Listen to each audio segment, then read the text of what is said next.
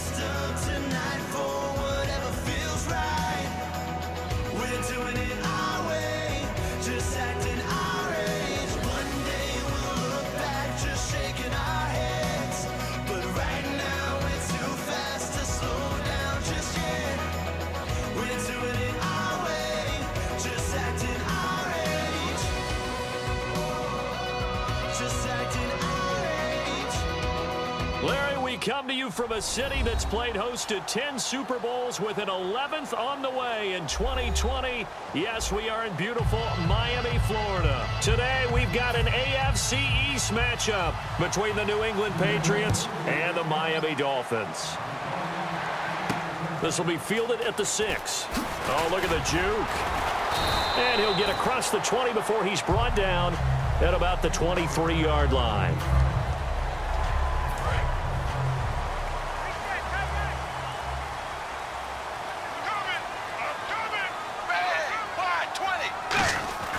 Tannehill on first down. Oh, he's going to air it out right away. And he knocks the ball away, and it falls incomplete. Jarvis Landry, the intended receiver. And now it's second down. I know the initial focus was on how far that pass was downfield, but how about the coverage on the play? Able to stay with him, get his hands where the receiver's hands were going to try and catch the ball, tips it up in the air, and knocks it away. For someone who piled up the yardage that Jay Ajayi did in 2016, I think it was a strange type of a year. How many runners do you know that will end the season with more 200-yard games on the ground than 100-yard games and end up over 1,000? And a loose football. And it's picked up by the Patriots. 19 yards is the pickup there, but even with that, they're well short. It's fourth down.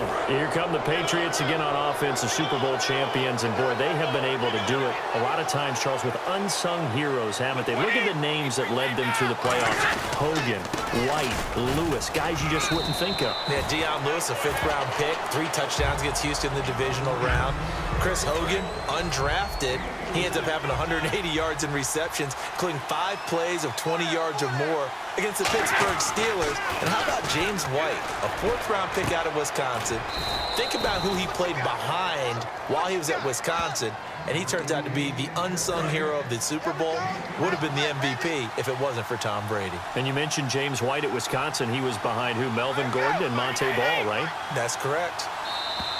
Oh, and the hard count might have got him. This might be a first down. So you heard the word. This is a neutral zone infraction. Yeah, the defender wanted to try and get back after he had jumped, unable to do so.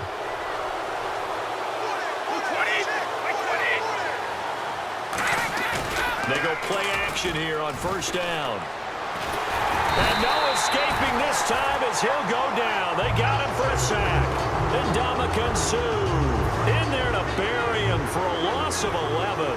Sometimes I watch games and wonder why they use play fakes on certain passing situations, because it's not going to fool anyone. I don't know if that was the case here, but the end result was the same. No one fooled. Quarterback was hit. Got a man complete. It's Chris Hogan. A good pickup there, 13 yards as they get closer for third down. They need to get this to the 24 on third down. He had time, was able to survey the field and find a soft spot in that zone coverage. And that's where it gets difficult for a defender, Brandon. You go to your spots on the field that you have to cover, and when the offense finds an area that you're not in, that's where they throw the football. So on fourth down, Brady will yield to Gostkowski for the field goal try. And this one, a 41-yard attempt.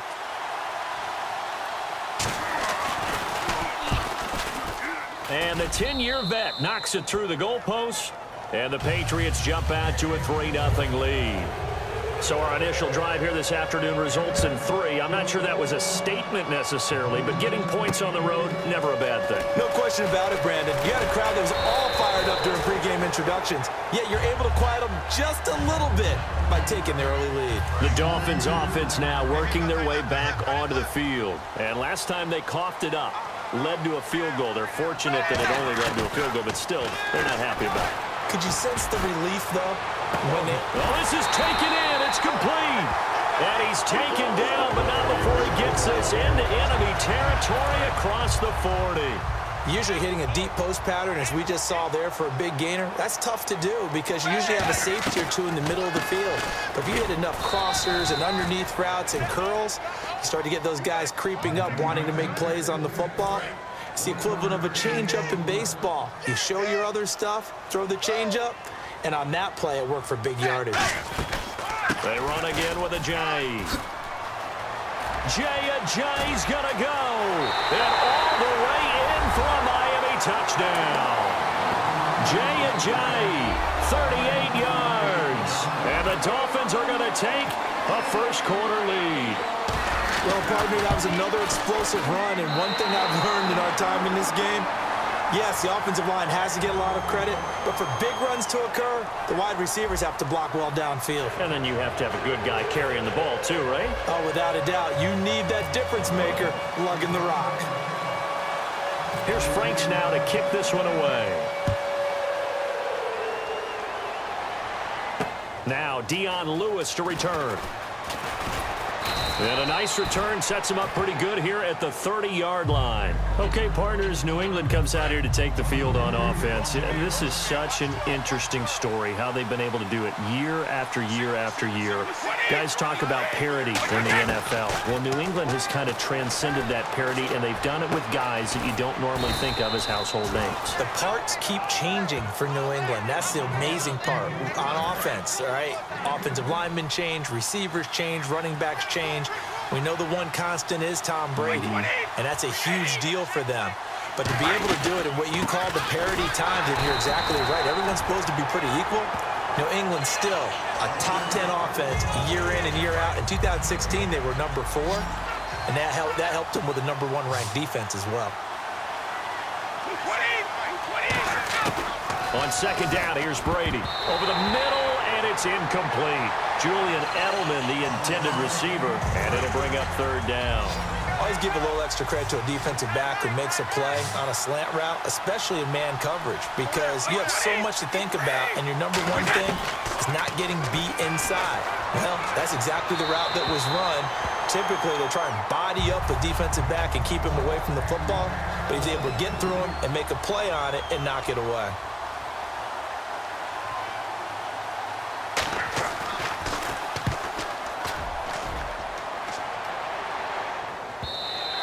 Now this is going to carry well into the end zone for a touchback.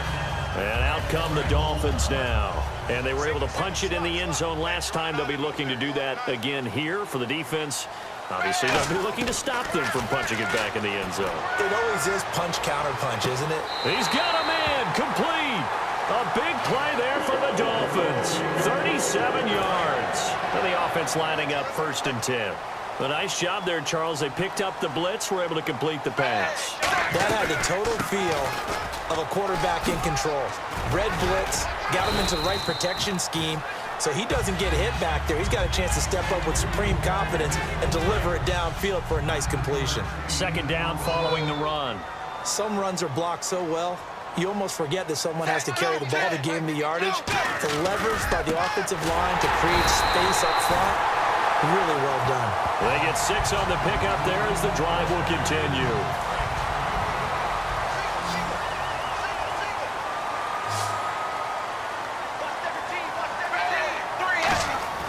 On first down, Tannehill.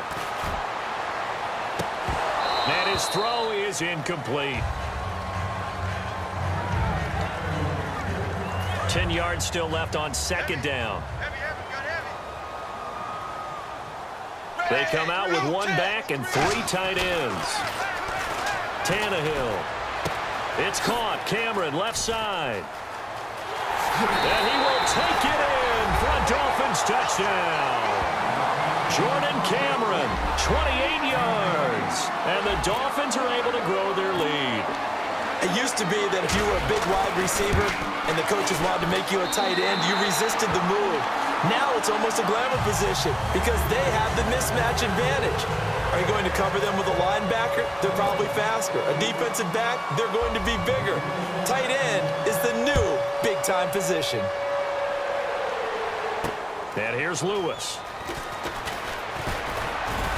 And a good effort on the return there. Gets him across the 30 to the 33-yard line. Now the Patriot offense set to take over again. And down on the scoreboard, certainly needing to avoid what happened on the last drive, punting the football. Sense of urgency has to take over for them here. They know the score. They know the situation. And by the way, the punter no longer exists for their offense. That's how they have to treat this drive. They need points. Big time. All right, different topic here. 2018, the Super Bowl, traveling north, far north to Minneapolis. Early predictions for that one. Who you got? Well, you know, everyone's still waiting in the NFL for a home team to play in its home stadium, right? So could the Vikings be that team? I'll start in the NFC, and I'm going to say no. I think Seattle. Starting to get near that maybe last run with their defense. Earl Thomas returns. I like Seattle coming out of the NFC. How about you? Well, I'm actually going to take a Dallas Cowboys NFC title run. I think that they came so close this year, probably most talented going into next year. I like that one. Well, in the AFC, I'm going to go with a team that if they improve their defense and their quarterback stays healthy, they could be that team, the Oakland Raiders. Okay, I'm going dark horse. Cleveland Browns. Let's go. Hey, from worst to first. And, partner, it's safe to say that the secondary really contributed to that sack. Yeah, nickel set, 5 defensive backs. They covered everything. Nowhere to go with the football. But my question is, why didn't he throw it away? A loss of a yard, and it brings up 4th. Here's Ryan Allen now. On for his second punt. He'd take a repeat of his first. So we have reached halftime here in an 11-point contest. As we check in with Larry Ridley in Orlando, he's standing by with our EA Sports halftime report. Larry? Both teams appear ready for the fight ahead, and we resume action here in quarter number 3. And this will be a touchback as that sails over the end line. Gronkowski, slot left. Now a play fake here on first down. And he'll toss this one incomplete. Seeing no options, he throws it away. That incompletion, Charles, gives me a chance to put you on the clock real quick. NFC teams last year that did not make the playoffs that might make a push this coming year. Well, 3 that come to mind right away that we thought were going to be in 2016. Minnesota, remember the start they got off to before that didn't work out so well for them. Arizona, we thought they were a lock to be in the playoffs. In fact, many of us called them Super Bowl contenders. And Carolina, the defending NFC champs going into last season, they didn't make it. So I think that all 3 could return to former glory. I'm going to give you one way off the pace here. You ready? Let's go. The Los Angeles Rams. They get the young quarterback going, and that defense continues to live up to expectations. They can make a real strong push in the West. They've got the D, you're right. They just need the O. Here's Ryan Allen now. As the drive goes backwards, so he's on to punt it away. He gets this one away, and boy, it's another boomer. And taken right at the 35. A good return there, call it 13 yards. And it'll be Dolphin football. So here are the Dolphins now. They get ready for their first possession of the second half. They were able to get the ball back here, didn't surrender any points. Now they'll look to add to that lead. Now, how about the boost the defense gave them? Going right out on the field, shutting them down, not giving up any points, and turning the ball back over. They want to do their part now and show them a little respect and some gratitude by scoring some points. And to get a little more cushion. And you just know when that play call came in, their eyes lit up because anytime you get a chance to take a big shot downfield, that's a lot of fun, and they missed an opportunity. They get 6 here after the incompletion, and it'll leave them with a 3rd and 4. And that looked like some pretty easy yardage there right up the gut. And he's a guy that has some height to him. So when you don't have to drop a shoulder or create or get through contact or trash, makes it a lot easier to stay upright, see the field, and make a run as we just saw there. And fit's the exact right word. Over the middle, there's almost always traffic. So anytime you're a receiver in that area, you're not just focused on catching the football. You're wondering where the collision's going to come from, right? Because there's almost always someone there able to concentrate, catch it, and even added a little extra at the end with a short run. Tremendous field position there and a perfect time to do exactly what they did. Take a shot at the end zone. And they went for the big play, just unable to complete it. And this throw will be intercepted. Picked off by Dante Hightower. And his guys are going to get the football at the 23-yard line. And the Patriots gearing up to go now. And they're coming off a 3-and-out, my friend. I think they've got to look at that play sheet and go to a spot that they haven't gone before.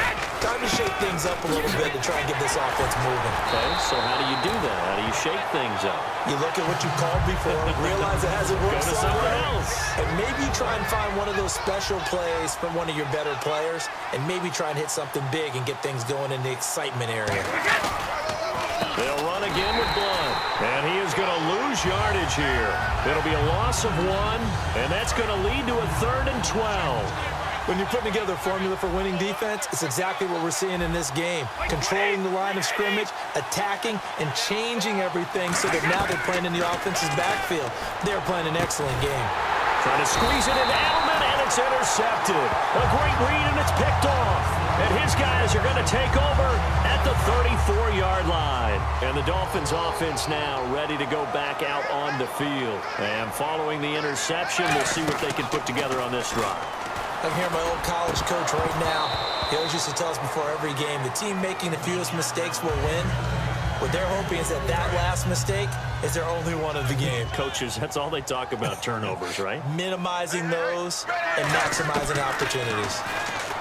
Here's Tannehill. He's going to float this over the middle, deep, and incomplete there. A nice hit, jars the ball free, and brings up 3rd down. Incomplete pass on 2nd down. Let's see what the offense draws up here on 3rd. Throwing on 3rd down, Tannehill. He's going to try and go deep again. And this is caught. A big play there for the Dolphins. 32 yards. So the defense blitzed. A nice job picking that up, completing the pass. And how in sync was the quarterback in his center on that play? They saw the blitz, made the appropriate calls, got the line engaged because now they know there's going to be extra guys coming at the quarterback, so they got their assignments down pat and kept them away from him, and he's able to step up in the pocket and fire one now for a really good strike. A loss of a full 3 yards, and now it's 2nd down. I once had a defensive player in the NFL tell me, if I beat and dominate the guy across from me, I'm helping my team. Well, winning one-on-one battles is always a part of the game, but when you have good team defense... And he'll take this into the end zone for a Dolphins touchdown. Jordan Cameron, a beast in the red zone with his 2nd touchdown of the game. And the Dolphins add on to their lead. Boy, it's nice to have that big, reliable target you can go to. Each and every time. A lot of people see that position as a fallback. Throw it to them when all else fails. Not at all. This guy can make plays, and that's exactly what he just did. Yeah, play here for a touchdown. This will be taken to the back of the end zone.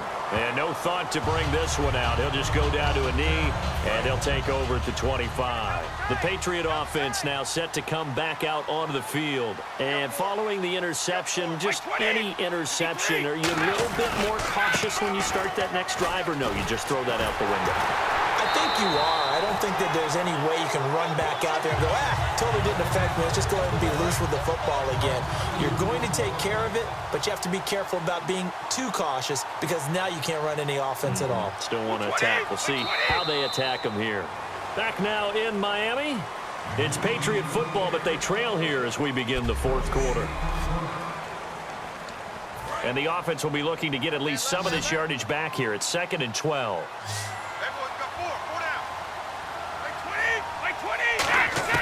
Brady to throw on 2nd down.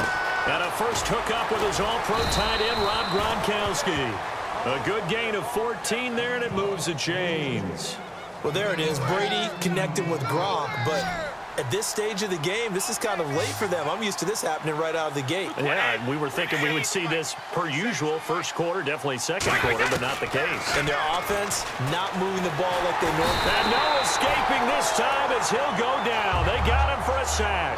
Andre Branch in there to pick up his 2nd sack now of the afternoon. Defensive end gets in there that time. They were in a 4-3. What's the responsibility of the ends versus the tackles there, Charles? Well, most of the time when you talk about... Oh, a ball batted in the air, and now it's intercepted. Picked off by Kiko Alonso. And they get the football. They'll set up shop at their own 49-yard line. So now here come the Dolphins.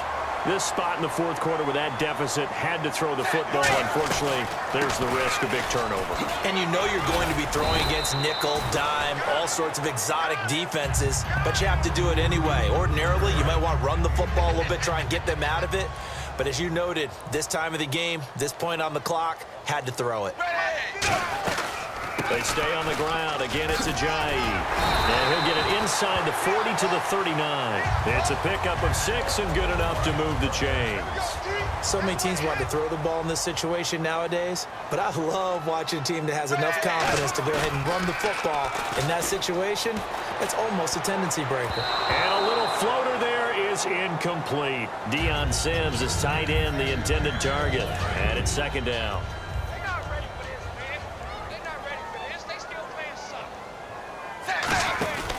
They'll run it now out of the gun. Fighting through. And he'll get 4 here down to the 35-yard line. Rob Ninkovich on the stop. And in this situation with a lead fourth quarter, they're liking keeping the ball on the ground, I'm sure. That's just smart football, but you know the defense has to know it as well. They've got to stop them here. So now we're going to see that loading the box in a big way. 6, 7, 8, 9, whatever it's going to take, puts a little bit more pressure on your big offensive line. Now it's Andrew Franks on for Miami. This will be kicked from the 42. It's a 52-yard attempt. And I don't think this has the carry. It does not. It's no good. And this score will stay right where it is. They slide Gronkowski outright. They go back to the air here after the INT. And seeing no options, he just tosses this one away, incomplete. Now that'll bring up second down. It appears that the pressure is affecting him today. Normally, he knows exactly when to get rid of the football, but today, because he's been hit a few times, he's getting rid of it a little bit too quickly. He gets it into the hands of Gronkowski, complete. That throw good for only a couple. It brings up third down. And quickly, they get to the line. Throwing is Brady on third down. And Brady going to be intercepted a third time. A great read, and it's picked off. And they have possession, and they have it at the 38-yard line. And the Dolphins getting set to go here. They can now enjoy the final stages of this one. A very convincing win. I don't know what was said in the locker room, but whatever it was, it worked pretty well. It certainly did, and it's probably a capper to everything that was said during the week, because they go over every eventuality. I mean, you know how coaches are. They want to cover every minute detail, all the way up to how much time does it take to walk from the locker room to the field, you name it. And when it all comes together and results in a victory, everyone feels pretty good about that. Well, the I's were dotted, the T's were crossed in this one for them. A good pickup there of 20 yards. And a new set of downs here after picking up the first on the ground. Good, strong, explosive run that started inside, which means you've got to control those defensive linemen, the defensive tackles, the nose guards. Those guys have to be controlled. How about the offensive line, the job they just did? Yeah, key that A-gap usually on those runs, right? That's where it all starts, because everyone wants to kind of control that area. It disrupts things from the defensive side and the offensive side. As we just saw, it opens up possibilities. He only got a couple on that one, so not a ton of help. They'll have a 3rd and 8 forthcoming. So they run it on second down. Now let's see what third down brings here for the offense. It's really no surprise to see them running the ball here. They've got the lead, not much time left. They just want to keep the clock moving, and they can win it right now. And he's got his man. That's Landry. That one good for 17 yards, and now they've got it 1st and goal. Now hold everything here. We're going to get a timeout by the offense. It's just their first. They've got 2 more to use here in the final stages.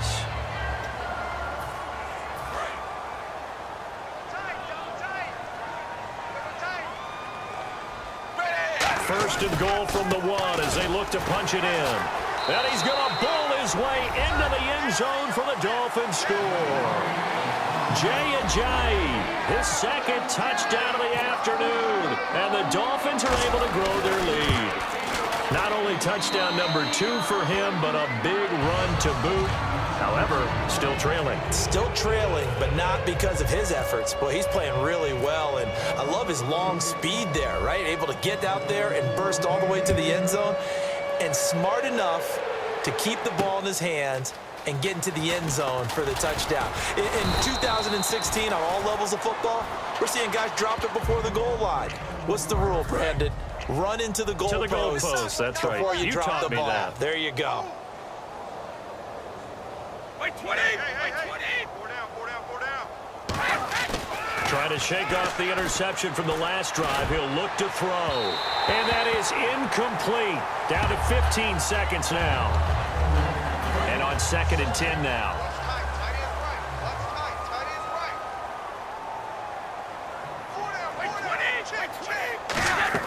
Now a play fake. Brady surveying the field.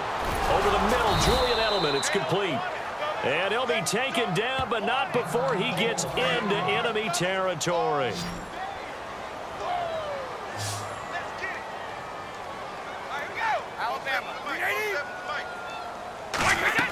On 1st and 10, here's Brady. And this is incomplete with a clock showing just 3 seconds left. Well, after the success they had on the second play of the drive, I think they were trying to recreate it with that pass, weren't they? Yeah, they were trying to go a little tic-tac-toe, 3 plays and in the end zone. I like that. Can I just put the X in the middle to block as the defense just did there? Sure. And that will be incomplete as time has run out on this football game. And, Charles, you know what coaches always tell us. We want to win our home games. That much we know. We want to protect our home turf. They got that done in this one. Exactly right. When you start a season, everyone's goal: win all of your home games, split your road games.